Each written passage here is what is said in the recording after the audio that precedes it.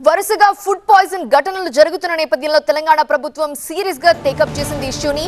Breaking news మనం చూస్తున్నాము. Collector, deputy collector ఆధ్వర్యంలో జిల్లా స్థాయిలో కమిటీలను ఏర్పాటు చేశారు. ప్రతి 15 రోజులకు ఒకసారి స్కూల్ సందర్శించాలని ప్రభుత్వం ఆదేశాలు జారీ చేసింది. ఇబ్బందులుంటే ప్రిన్సిపల్స్, అధికారులు ప్రభుత్వం దృష్టికి తీసుకురావాలని కోరారు మంత్రి పొన్నం ప్రభాకర్. దీనిపై పార్టీలు రాజకీయం చేయటం సరికాదంటున్నారు మంత్రి.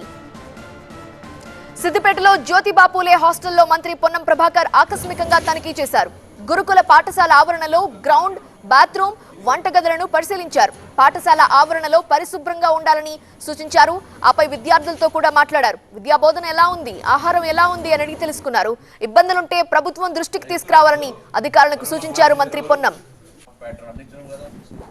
ఏదైనా ఎక్కడైనా ఇబ్బంది ఉంటే నేరుగా ప్రిన్సిపాల్ అని కానీ అక్కడ ఉండబడేటువంటి అధికారులను ప్రభుత్వం దృష్టికి తెమ్మని చెప్పి కోరుతాను. జిల్లా కలెక్టర్ల దృష్టికి తెమ్మని విజ్ఞప్తి ఇంతకుముందు చేయడం జరిగింది.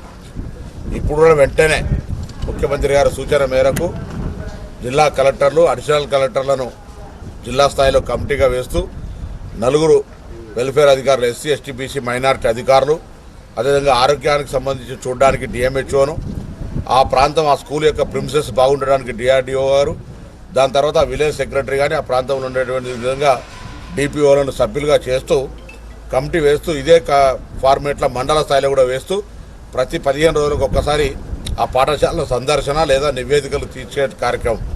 ఎక్కడ ఫుడ్ పాయిజన్ అవకాశం లేకుండా కిచెన్ కానీ శానిటేషన్ కానీ అన్ని రకాలు చూడమని చెప్తాను.